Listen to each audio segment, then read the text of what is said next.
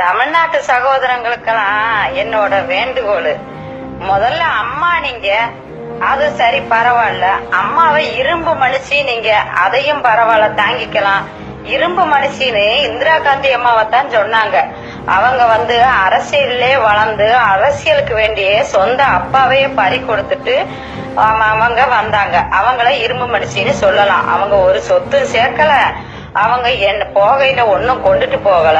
அவங்க செத்தப்பேவும் இந்த மாதிரி அம்மா அம்மா நீங்க சரி போட்டோம்.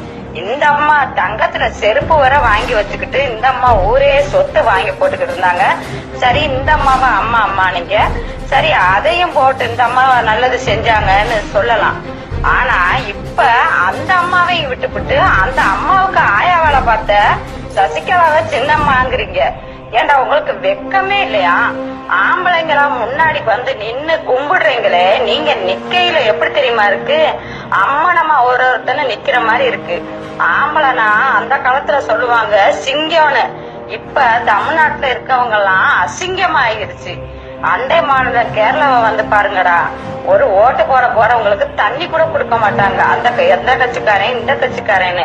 ஏன்னா அவங்க எல்லாம் சுயமா சிந்திச்சு சுயமா ஓட்டு போடுறாங்க. அவங்க ஒரு டாக்டர் குத்தம் செஞ்சாலும் ஒரு போலீஸ் குத்தம் செஞ்சாலும் அவங்க சட்டையை பிடிச்சு கேட்கலாம்.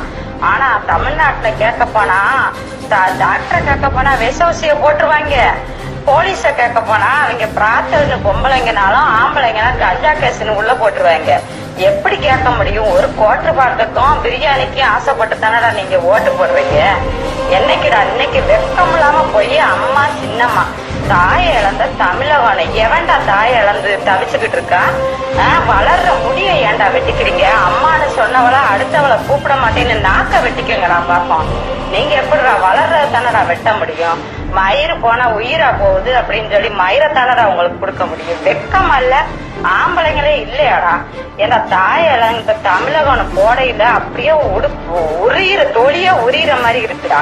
பொம்பளைங்க பத்த நாட்டுக்காரங்களை பாருங்கடா, உங்களை பார்த்து கேவலமா சிரிக்கிறாங்க. நீங்க என்னைக்குடா உருப்பட போனீங்க? கோட்டர் பாட்டுக்கும் பிரியாணிக்கும் அலையிறவங்க தானடா துப்பு கட்ட பயலுகளா. நீங்க எல்லாம் என்னைக்கு நேரம் ஆகுறீங்களோ அன்னைக்கு தாண்டா தமிழ்நாடு உருப்பிடும். அது தாய்நாடு இல்லடா, நாய் நாடுடா. இதுக்கு கூடுதல் சொல்லிருவேன்.